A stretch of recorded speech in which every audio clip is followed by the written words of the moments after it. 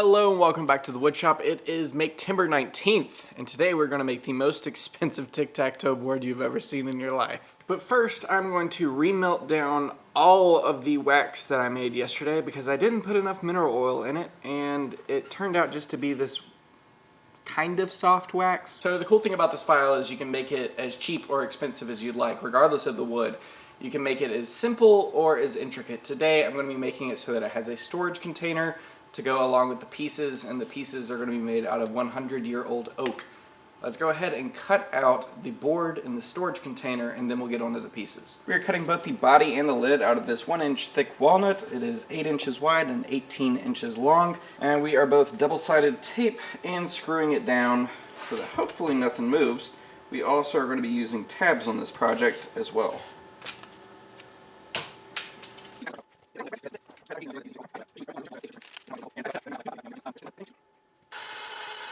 Obviously the CNC is going to make this quick. This is a piece of wood that was taken out of a barn in Pennsylvania. It is well over 100 years old.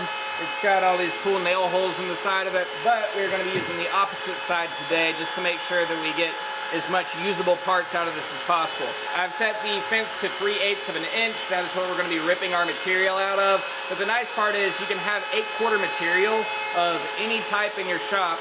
Just have your board on its side, set the thickness to 3/8 of an inch, and rip that out. You really only need 1.5 inches of usable material to be able to make these.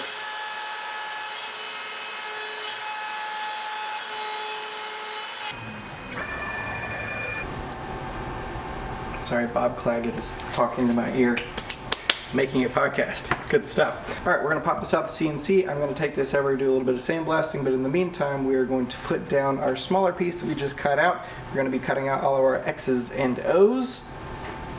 See you in a bit.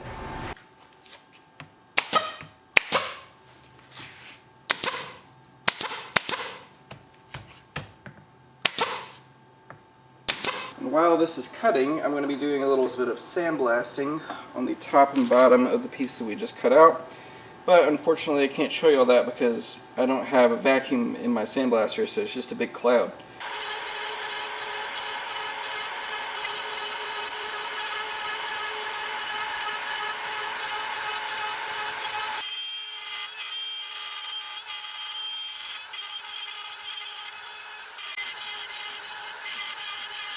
Well, we only had one fail, and luckily I got that on camera. The nice parts for me in my shop is when something fails I can turn it into content, and unfortunately for a lot of y'all out there, when something fails it's just frustrating. So it's frustrating for me as well, but I can turn it into a positive.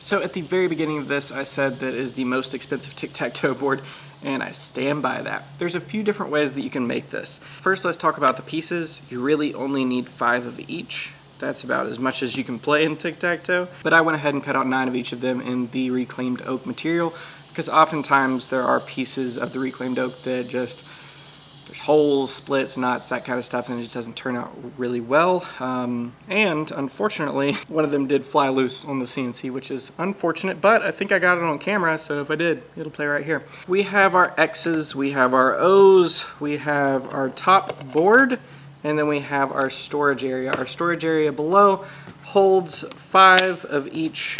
It's a bit of a puzzle, but I did make it so that it'll hold 5 of each of the X's and the O's. The top then just fits right in here so snugly. It floats down. It's like an air cushion.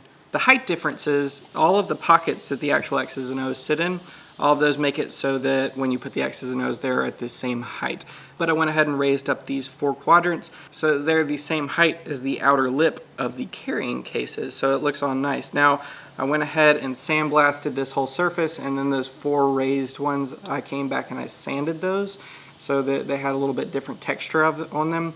I know that it's not something that you would immediately pick out, but to me it's a little detail that I at least like in my projects. I said that this was the most expensive tic-tac-toe, and as I was making this, I was like, why didn't I make the pieces out of brass? Obviously, you can make this out of brass. That'll look really good.